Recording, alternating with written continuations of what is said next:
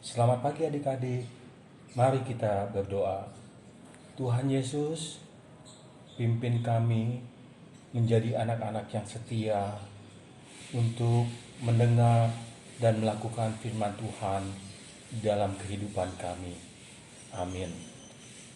Pembacaan Alkitab diambil dari Daniel pasal 6 ayat 27. Bersama ini, kuberikan perintah bahwa di seluruh kerajaan yang kukuasai, orang harus takut dan gentar kepada Allahnya Daniel, sebab dialah Allah yang hidup, yang kekal untuk selama-lamanya. Pemerintahannya tidak akan binasa dan kekuasaannya tidak akan berakhir. Nah adik-adik, hari ini kita akan mendengarkan kisah Daniel.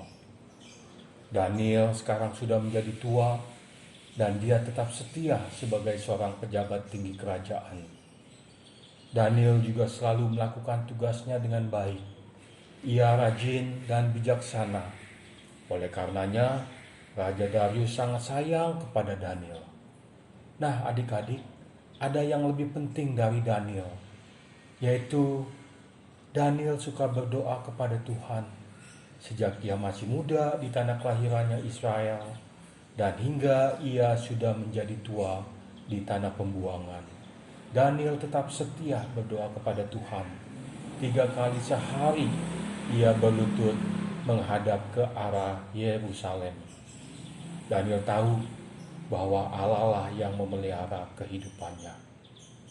Raja Darius mempunyai wilayah kerajaan yang sangat luas, dan kerajaan itu dibagi menjadi 120 provinsi, dan di tiap-tiap provinsi ada seorang gubernur.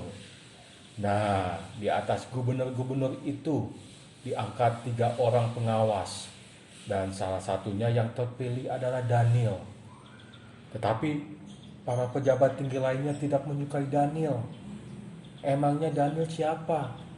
Dia kan seorang tawanan. Masa sih dia akan menjadi kepala kita semua? Apa kata orang nantinya? Maka mereka sangat membenci Daniel dan menyusun rencana jahat, yaitu untuk menjebak Daniel. Tapi caranya gimana? Maka mereka mulai mengintai Daniel. Nah, ini dia, kita mendapatkan caranya. Yahui.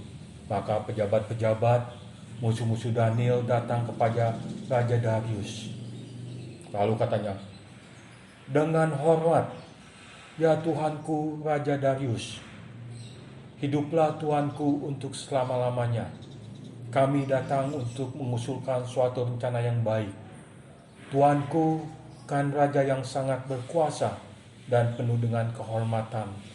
Maka sebaiknya Tuanku mengeluarkan suatu peraturan bahwa dalam 30 hari semua orang tidak boleh menyampaikan permohonan kepada salah satu dewa atau manusia kecuali kepada Tuanku, dan barang siapa yang melanggar akan dilempar ke dalam gua singa. Maka Raja Darius yang gila akan hormat menyetujui rencana ini. Dan sebenarnya Raja Darius tidak tahu adik-adik bahwa rencana ini adalah untuk menjebak Daniel. Daniel juga mendengar undang-undang ini, tetapi Daniel lebih takut kepada Allah daripada kepada manusia. Daniel tetap menyembah 3 kali sehari kepada Allah Israel. Lalu pejabat-pejabat itu sengaja melewati tempat kediaman Daniel, dan mereka melihat jendela terbuka dan mendapati Daniel sedang berdoa. Lalu segeralah mereka lari tergopoh-gopoh sambil menarik napas panjang, dan menghadap Raja Darius dan melaporkan bahwa Daniel telah melanggar peraturan yang telah ditetapkan kerajaan. Raja Darius menjadi sedih karena Daniel yang dikasihinya akan dihukum. Tetapi raja tidak bisa berbuat apa-apa, maka Daniel akan dilemparkan ke dalam gua singa. Dan raja berkata, kiranya Tuhan menyelamatkan Daniel. Di dalam gua singa, Daniel berdoa kepada Tuhan. Lalu tiba-tiba Allah mengirimkan malaikatnya untuk menutup semua mulut singa. Besoknya Raja Darius memanggil, "Daniel, Daniel, apakah engkau masih hidup?" Lalu Daniel berkata, "Ya Tuanku, aku masih hidup dan singa-singa ini tidak melukai aku."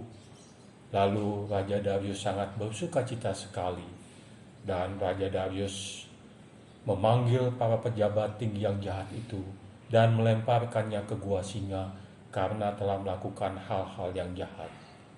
Akhirnya Raja Darius memerintahkan semua rakyatnya harus menyembah Allahnya Daniel. Dan Daniel menjadi pejabat paling tinggi di kerajaan Darius. Demikian dengan adik-adik, jangan malas dan lupa berdoa. Ayo semangat, kembali berdoa kepada Tuhan. Bahwa setiap masalah adik-adik kepada Tuhan. Adik-adik jangan malu mengakui Yesus adalah Tuhan di depan orang lain. Walaupun orang lain tidak suka akan hal itu. Tetapi yang terutama adalah Tuhan Yesus. Mari kita berdoa.